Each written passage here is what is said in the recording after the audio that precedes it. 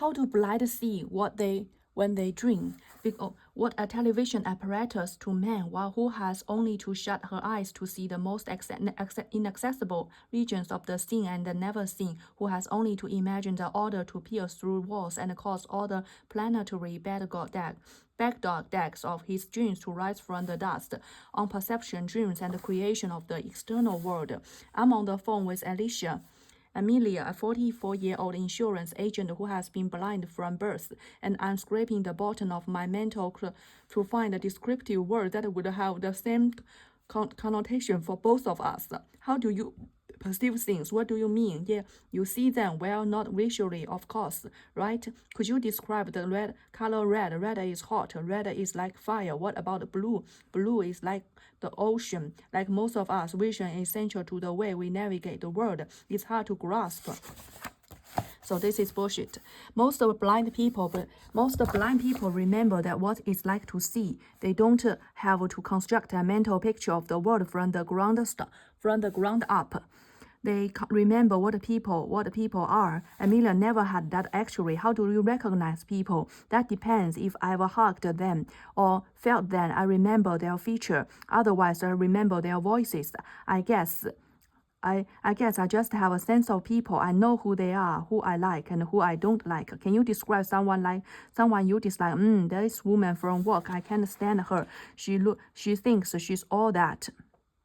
How do you know? The way she dresses, her big earring and long fingernails, her smelly perfume, her voice.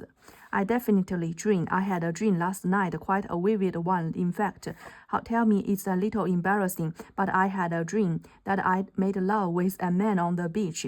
He was sexy, tall, very handsome. He had a gorgeous blonde hair. The sand was getting everywhere and... Okay, wow, really? During this conversation with Amelia, I can't help but grappling with the question of how the dreaming mind and the waking mind compare. Filling the gaps. Do you see the white triangle? The white triangle, yes, at crucible, yes. Before we tackle the issue of whether the blind can see in their dreams, we need to know a little bit about seeing and a little bit about dreaming. Human vision is the brain's it's the brain's highly processed representation of what's out there. Why is that? Why couldn't the visual system have been simpler, like a video camera displaying just what's in front of us? It certainly adds intrigue that we can point out the hidden white arrow in the FedEx logo, but the reason is more fundamental. Our visual system is designed for survival. From the moment that photons of light become electrochemical signals in the eye, this sensory raw material is passed through assembly line of processing engine. It all happens in a well-understood neurological.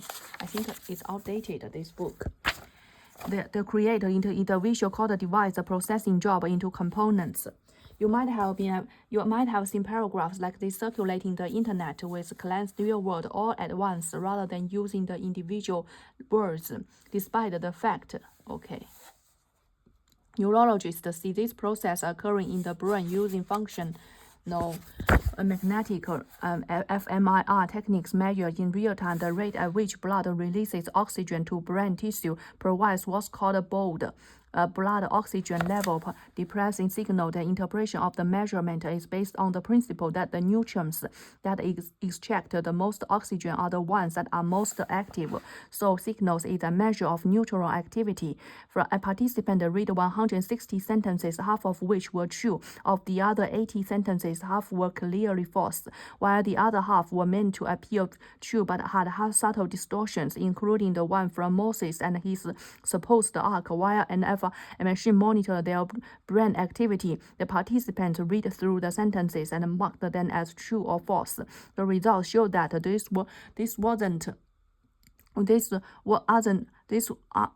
aren't much difference in the subject brain activity while the reader true and clearly false ones. The brain tries to maximize the efficiency. the efficiency of our thinking by recognizing familiar patterns and anticipating them. Arc and other distorted sentences require the greatest concentration to interpret because they introduce a conflict between their expected and their actual meaning. As the neural imaging results apply, the only way to successfully identify the distortion is to use the higher cognitive powers granted by the prefrontal cortex to suppress our tendency to anticipate what's coming and just focusing on what's actually there. The self-reflective capacity of consciousness can override the brain's unconscious automated process, preventing them from filling in the gaps as they normally would. When we look out into the world, the two systems of the brain mold our suppression. On the one hand, the unconscious system that recognize patterns, anticipate. On the other hand, what is the conscious system that accept the calculation of the unconscious, question then when necessary. The fact that automated process help us read words with jumbled letters as it's just a single instance of the myriad ways. A group of psychologists and sports scientists published a 2013 study looking at the brain regions activated as experienced soccer players watching their opponents come at the team. The experiment recruited two groups of active professionals and recreational soccer players who competed occasionally. The researchers instructed the athlete to imagine that they were on defense in the midst of competitive match. They would each watch video clips of offensive players dribbling towards them. The challenges determine whether an offensive next move will be a normal crossover or a deceptive step over. All the while, the experiment used to watch them as professional professors are a lot better at reading their opponents. Yet the results show that regardless of the skill level, whenever players correctly detected the step over, they used their prefrontal cortices more than they did when detecting the straightforward crossover. It was the same region of the brain that the subjects in the reading experiments used to identify the distortion in the sentence about Moses' Ark. Would happen to our perceptions if the prefrontal were shut down. We could unconscious system in the brain pieces together fragments of our perceptions and anticipating patterns of filling and filling in gaps when necessary in order to devise a single meaningful interpretation. It tells a story. The unconscious system experiences that story that can also reflect on it and even question it. We would lose the ability to judge whether our experiments are typical or whether they diverge from the norm. They can occur in instances of brain damage. A team of neurologists and psychologists included 17 patients for a study using that same sentences with Moses the Ark, which the patients had all endured ruptures of key blood vessel that feed the prefrontal cortex, causing profound damage there, while the rest of their brain was spared. Just as predicted, the prefrontal patients compared with healthy controls were much worse at detecting the distortions in each sentences. The performance of the prefrontal patient compared with healthy controls were worse at detecting this. The stuff that dreams are made of. In his famous painting, a dream caused by the flight of a bee around a pomegranate. Okay, so this is a picture. The Flemish artist depicted a vision of imagining his wife during this moment before awakening from a nap. In the painting, Dali revealed some insights into the true nature of dreams. He illustrates his vividness, their emotional intensity, and their propensity of being peculiar or fanatical. This particular painting has inspired a diverse set of interpretations, and the prominent one being that it depicts a scene of immenent rape. Given the violent imagery and the possible use of the rifle as a phallic symbol, others make a more straightforward approach using a title of the painting as a guide. If you look carefully, you will notice that there is a second small pomegranate towards the bottom of the painting with a bee buzzing over it. Okay, there's a bee buzzing, and thought that the buzzing of a real bee around his wife's sleeping figure somehow entered her unconscious and guided the narrative of her dream.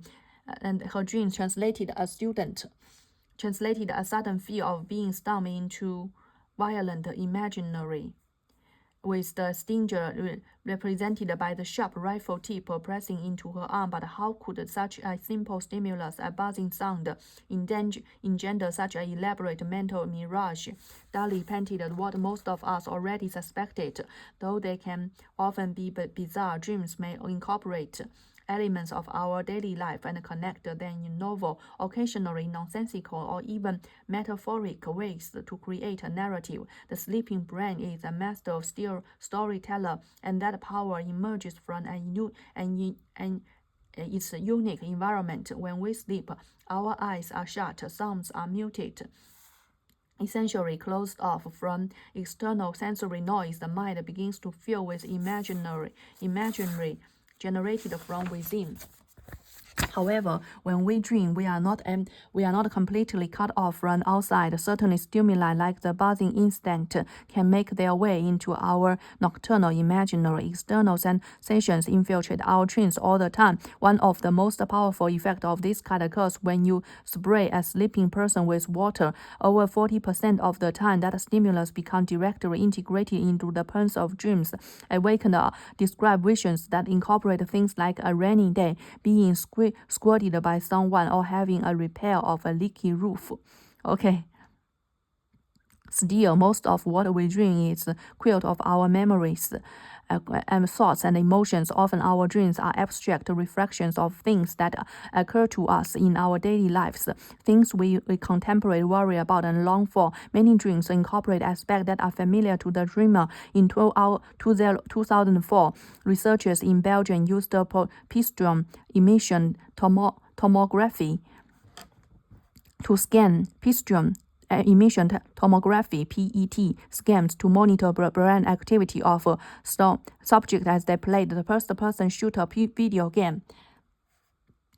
The researchers noted the area of the brain activated as the subjects moved through the street of the virtual reality town. In the second part of the experiment, the research group that had the participants go to sleep but not before their scalps were outfitted with EEG electrode. We know that vision is made possible by the visual pathway, and that blindness can result from an interruption anywhere along that circuit. There is also a dream pathway in the brain like vision. Dreams allow for the perception of imaginary even though the eyes are closed and the electricity blinded to the effective blinded to the outside world. The fact that we are still able to perceive this imaginary implies that the dream circuit must be separate from the visual one. If it's true that the blind can see in their dreams, then the dream pathway must be the key. So the obvious question is, what constitutes that circuit?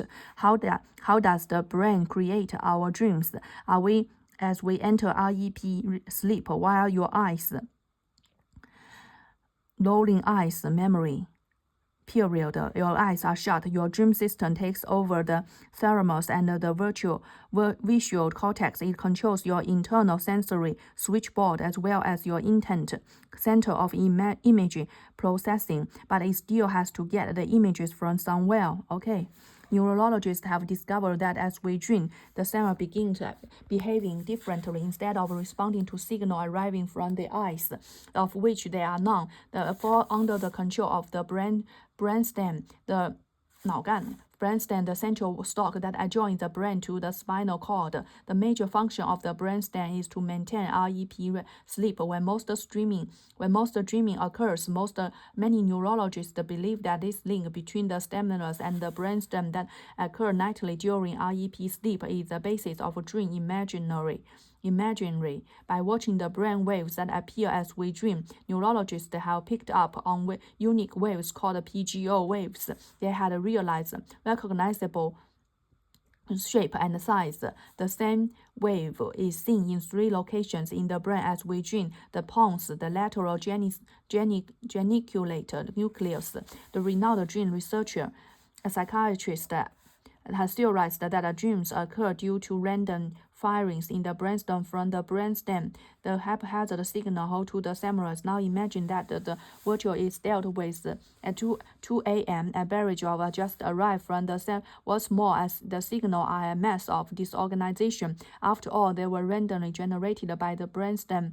The brain does its best to tell a story. The unconscious system in the brain has a knack for hiding patterns, anticipating what comes next, and using contextual clues to fill in the gaps when encountering an incomplete picture. This might all come into play as the unconscious stitches together our nightly visions from the titled signals it perceived. The resulting patchwork of thoughts, memories, feels, and wishes can come together as an engrossing, occasionally metaphorical narrative. Usually, however, our dreams are pretty weird. As weird as dreams can be, we never seem to notice their outlandishness while we are in them. Only when we wake up do we realize how bizarre the imagined scenario is. Why is that? In learning which parts of the brain is involved in dreaming, neurologists have also discovered which parts go dormant for the night. Most prominent, the prefrontal cortex, which high-order decision-making take place, is utterly quiet. The prefrontal cortex, we call, is a region involved in discovering the mosis. When we dream, we don't actively plan or strategize, nor do we reflect much on our thoughts. Those are abilities meditated by the frontal inactivity may also be the explanation for why we don't feel as if we can't control our imagined avatar and make decisions while dreaming. The dream is like a movie that is happening to us. How are lucid dreams possible? We just got finished just saying that the prefrontal is deactivated as we sleep. So how can someone control their dreams? Germans they recruited some people pick up. For reasons unknown, some people's prefrontal cortices resist the nightly shutdown that the rest of us experience. Dreamers have access to their participants' self-reflection, self-control, and decision-making, rendering each dream a thrilling experience, a virtual reality. What's more, lucid dreaming is a skill that you can acquire with training and has been used successfully as a treatment for nightmares. Okay. Many dreams are not a simple replace of our daily life that accounts for just about 1 to 2% of dreams. The rest of the time, our unhinged thoughts and visualization come together in a new, often creative ways. Through dreams, our unconscious system in the brain provides us with an alternative way of associating concepts closed off from all the distractions of waking life. Ideas can dance freely through the mind. Ideas can dance freely with the mind. Perhaps that's why we think of greater new ideas when we sleep. How often have you awakened from sleep that frantically seek out a pen and paper? What is about dreaming brain that makes our thoughts and experience come together in a unique way? Is that sleep protects us from external stimuli, preventing interference, allowing our imagination to flourish. Other possibility is the prefrontal cortex is deactivated. There are maybe third and more fundamental explanation for our dreams are so creative. Some neurologists theorize that during sleep, the brain relaxes the profound synapses, loosening connections between our memories and learned concepts. Okay, that's great. This is thought to enhance flexibility, allowing new pathways to form in the brain and fresh, creating creative ideas to burst forth. In fact, some studies show that the neurons that have worked together most extensively during the day are the most quiet as we sleep. The theory is that relaxing our synapses opens the door for dreaming. It creates the opportunity for novel connections between our thoughts to emerge, allow the brain to spin its stories. However, they arise our dreams. Our dreams are widely different from our awakening perceptions, and it's because we have two fundamentally different systems that work in the brain. On the one hand, there is the active conscious system. On the other hand, the passive inner world of dreaming that take over when the conscious system shuts down. Lucid dreaming would represent some sort of in-between state, and that recruits brain regions. Down the rabbit hole, a man first went to see her doctor for a severe headache. For most of his life, he had suffered from a headache that seemed to last for ages. Her mom, dad, and sister had migraines, but so it came as no surprise to her when her doctor told her that diagnosis, like many others with migraine, experienced an aura before each one. Most people describe the aura as a disturbance of perception in which they see spots of light or zigzagging lines. The experience varies depending on the person, but Mercy's aura were particularly memorable. I suddenly get a feeling that my hands are huge, and I mean huge, glamorous, as though I am wearing triple boxing gloves. This lasts for a while, then I get a funny physical feeling while my hands were staying big that I am shrinking into a tiny little girl. Sometimes she would feel as if she had suddenly grown into a giant. I sort of feel as though I am on sponge platform shoes like we used to wear in the 70s. It's really weird. I am only 5 foot, and it's the most peculiar feeling to suddenly feel that you are tall. Okay. Symptoms were curiously reminiscent of the famous scene from the first chapter of Lewis Carroll's Alice in Wonderland, titled Down the Rabbit Hole. After entering her fantastical realm, Alice came upon a bottle labeled "Drink Me."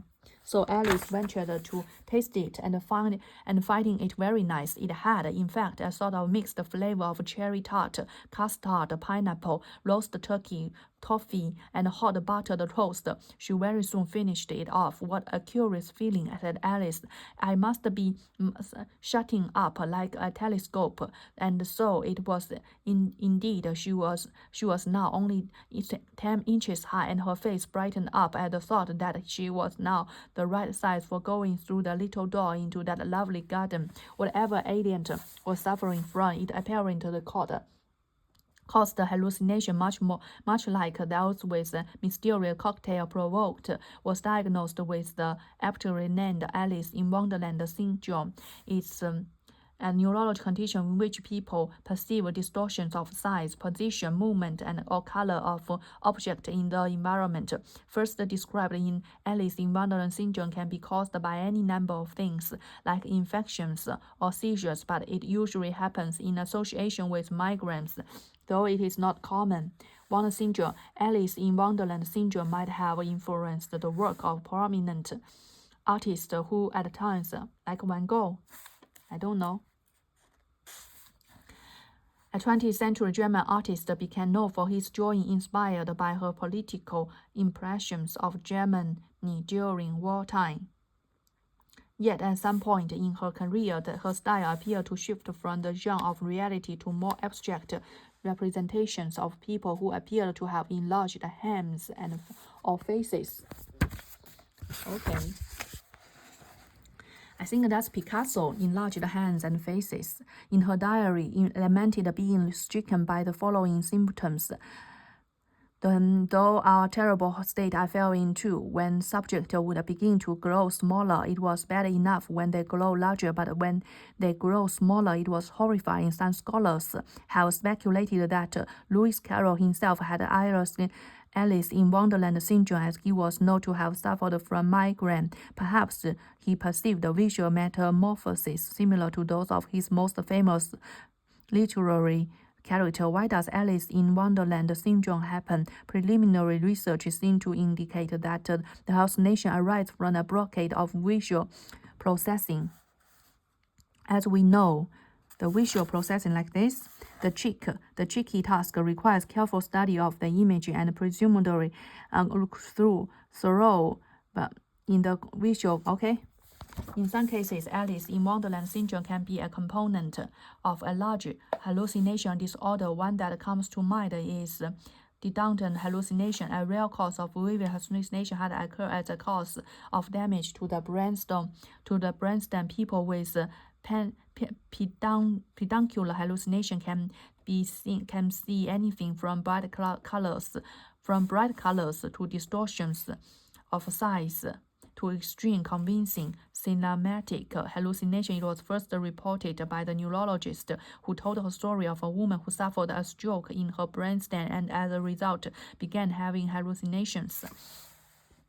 Neurologists in Italy described a disturbing case of an 11-year-old boy who developed a striking hallucination.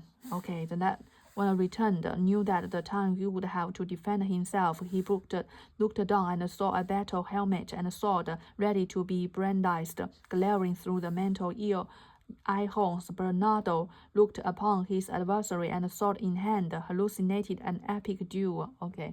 A complete neurological wake-up revealed that young Bernardo had endured inflammation of his brainstem, which is why he had a fever. When the inflammation went away, so did the hallucination emerged. Was inflamed, brainstem was inflamed, hallucination was emerged. Then the inflammation dissipated, the hallucination went with it. Okay, so it is an inflammation in brain. Neurological. Why do hallucinations surface in darkness? From what we know about the neurology, it all begins in brainstem. Okay, it's a brainstem. The vision for the sightless neighbors. The neighbors were growing increasingly concerned about the Miss Wheeler, an 87-year-old widower living alone, which Mr. has lost his sight due to the long-standing macular degeneration, a common cause of blindness in old age. His neighbor's concern reached a new height when he reported that he had started seeing them again, seeing things he didn't expect. For the previous 6 weeks, he saw people in the house whom he didn't recognize and who never spoke to him. The week before, a bear lumbered into his kitchen. Every so often, he saw cattle grazing in his living room. They would stare at him while quietly chewing at glass that was apparently glowing out of his carpet. Also mentioned seeing a family of bluefish in his house. Darting from wall to wall, the neighbors worried that the kindly old gentleman was developing dementia. He was particularly concerned, though he recognized that the visions weren't real and they didn't bother him much. They didn't bother him much. A complete workup by a neurologist showed that it wasn't a dementia after all. Condition was consistent with a diagnosis of Charles Bonner syndrome. When we hear the term hallucination, the first thing that comes to mind is a psychiatric or neurological disorder. Syndrome didn't have anything wrong with his brain. Charles Bonner syndrome is a condition in which people experience rich visual hallucination, not because of neurological problem but because of a visual one. It happens to people who are blind or partially blind. Hallucinatory episode can last from a few seconds to most of the day and can occur on and off over a period of years. The content of the varies. The artist Sally Riley, for example, would paint his vision of blue and green eyes surrounding him, glaring at him threateningly. Here's the sketch by another patient with macular degeneration and Charles Bonner syndrome, not an artist, who described seeing an elongated face with disproportionately large teeth and ears. Syndrome is seen in about 10% of people with visual problems. Okay, so high. Regardless of the underlying cause, why does this happen so often? Could it be that it is no coincidence that hallucination of Charles Bonner tend to happen to people who are blind.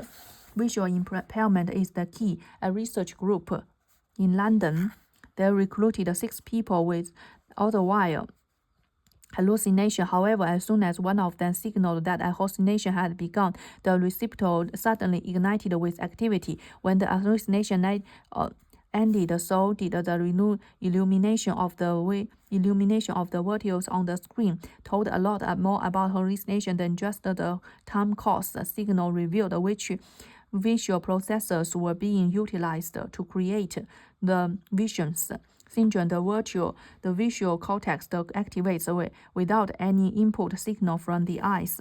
This released hallucination can even be caused by a temporary visual disturbance. On September, a young woman was struck by lightning while mountain climbing in the Alps. After being thrown on the ground by the blast, she blacked out. When she woke, she was blind. An air rescue team brought her to a hospital where a CT scan showed fluid accumulation around his occipital. Okay, so it's occipital lobe. There is a second theory for why Charles Bonnet syndrome affects the blind. It involves brain plasticity, the vast dynamic interconnectedness of our neural network. We tend to think of our five senses as being distinct from one another, but that isn't the way. Then the brain can't tell the difference between visual, auditory, and tactile signals, except for the fact that they are transmitted by different pathways.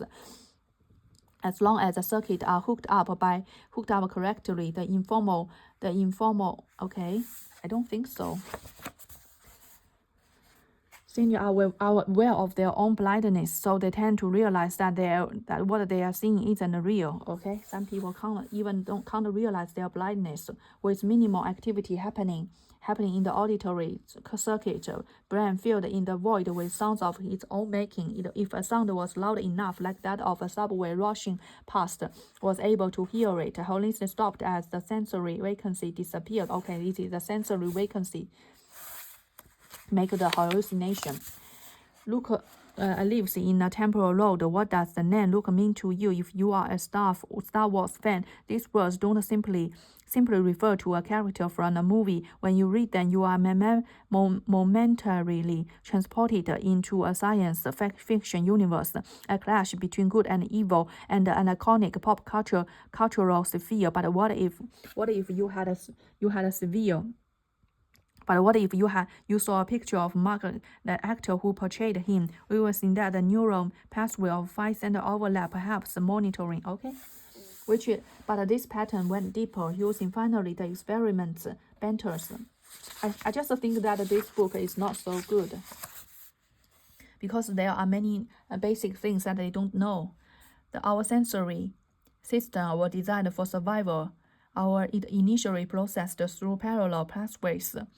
Sensory signals are eventually integrated with each other, interpreted, organized into a conceptual work. Our sense emerged to create a singular streamlined perception of the world. This collaboration doesn't just enhance our conscious experience, it also creates a backup system in case one of our senses fail. When a person goes blind, the other sensories kick into gear, attempting to fill the gap in perception. The brain does its utmost to rebuild our picture of the world, even by recreating our one sense. By combining others. A corridor of sound. Despite being unable to see, blind people don't stop using their occipital lobes. The purpose of vision is navigate our environment. Whether it's from our eyes, ears, or tongue, the brain would accept whatever sensory information it can get to construct a model of the world around us, though members of the blind community. The members of the blind community lose the ability to see their eyes. They can still generate a picture of the world through other means. Imagine how much more prominent these intersections are in the brain of the blind people who depend on sensory crosstalk to substitute for their visual deficit. Their unconscious system can reprogram the visual cortex by remodeling the sensory highway system, perplexing those around them by interweaving their other senses. They keep their sense of navigation, spatial relationships. They can enhance their use of our sense to fill the gaps of another one. They return their ability to imagine and dream. The dream machine. Sleep. The researchers led by the Can you tell who drew which one without knowing who contributed with drawing? Does that mean the blind see in their dreams, not so far, being able to perhaps? Okay, how could this be? How could someone who have been blind his whole entire be able to see in his dreams? It's difficult to fathom how that could be possible. Okay. So it is the unconscious mind is a powerful storyteller. In dreams, it connects the random firing of the brainstem during REM sleep and weaves them into a striking narrative. In the blind, it can reconstruct a spatial perception using other senses, even creating a kind of echolocation. But most people born blind don't think that they can see in their dreams. In fact, Paul revealed that those who go blind before the age of 5 do not report experiencing any true visual imaginary, whether during the day or in their dreams. However, when they go blind later in life, especially if they after age 7 remember what it was like to see and can usually imagine and dream visual things. People who go blind after age 7 do see in their dreams. Those who were born blind have a different internal experience of all the congenitally blind people I spoke to. Only Amelia claimed to have a visual dream. I suspect that what he felt was something like that corridor of sound.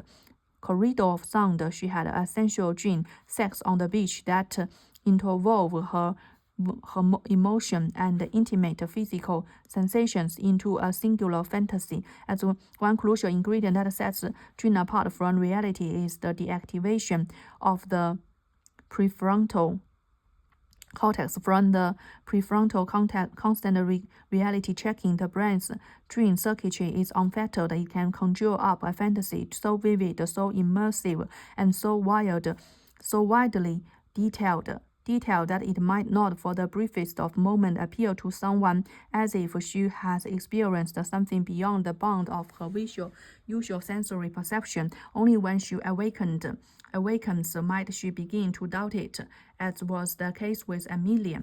Okay. Only she wakens. Last night I was in a dream that I feel so helpless, so I just wake up and get things done. Compared with the unconscious system, the unconscious abides by the different sets of rules. Within each of these systems, different processes. I don't think so. Modeling the brain is as containing two systems of behavior control. The conscious unconscious goes a long way, explaining not only the subtleties of our everyday thoughts and decisions, but also the various ways. These are nonsense. And all-encompassing fantasy that permeates our minds as we sleep.